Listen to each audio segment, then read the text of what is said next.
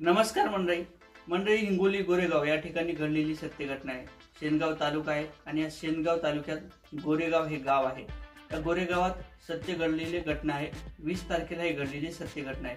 19 वर्षीय मुलगी ही अभ्यास करत असते आणि मुलगी अभ्यास करत असताना जी काही संगीता असते त्या ठिकाणी वरच्या मजल्यावर बसलेली असते आणि हा जो काही अभिषेक खिलारे त्या ठिकाणी घरात जातो आणि त्या मुलीच्या अंगावर सपासप वार करतो आणि त्या ठिकाणी तिला धारातीर्थी पाडतो, तिचा खून करतो।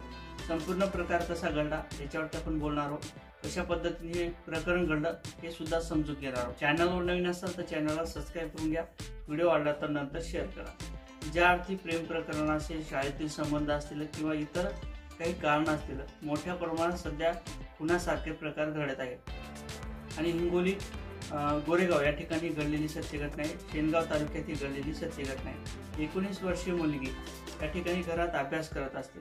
प्रकरण काय घडलं, कशा पद्धतीने घडलं याचा सध्या तरी कोणत्या प्रकारचा निष्कर्ष लागला नाही, कोणत्या प्रकारची माहिती देण्यात आली नाही। परंतु 19 वर्षीय मुलगी घरात अभ्यास करत असते।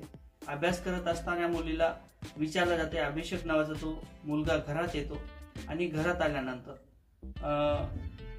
संगीता कुठे अशा पद्धतीने विचारला जाते आणि तिचे काही जे वडील असतात, घरातील जे काही व्यक्ती असतात ते सांगतात की वरती माडीवरती बसलेले अभ्यास करत आहे अशा पद्धतीने माहिती देतात। आणि जो काही अभिषेक असतो ते अभिषेक खिलारी वरच्या मजल्यावर जातो, माडीवर गेल्यानंतर तू माझा अपमान केलेला आहेस, तू माझ्यावरती आरोप लावलेले आहेत, तू माझं कुठंतरी खच्चीकरण करत आहेस, तू माझं जे काय आहे ते मोठ्या प्रमाणात चर्चा करत आहे अशा पद्धतीने बोलतो आणि त्या ठिकाणी जी काही संगीता असते ती त्या ठिकाणी त्याला बोलते की बाबा मी तुझं काही केलं नाही अशा पद्धतीने ती सांगते, मी कुठे तुझी बदनामी केली नाही अशीही बोलते। परंतु त्या ठिकाणी याची मानसिकता ऐकण्याची नसते।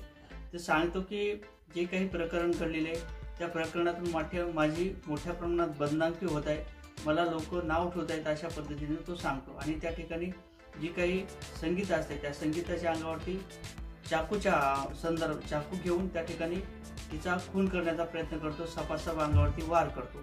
सपासप अंगावरती वार केल्यानंतर जी काही संगीत आहे ती ओरडल्यानंतर जे काही तिच्या घरातील व्यक्ती असतात त्या ठिकाणी वरच्या मजल्यावर जात असताना पाहतात की आपली जी काही मुलगी आहे ती या ठिकाणी धारातीर्थी पडलेली आहे। ती गॅलरीत आल्यानंतर ओरडते आणि ते जे काही अभिषेक असतो त्या अभिषेक तिच्या पोटामध्ये वार करतो, चाकूचा वार करतो आणि त्या ठिकाणी ती संगीता त्या ठिकाणी धारातीर्थी पडते।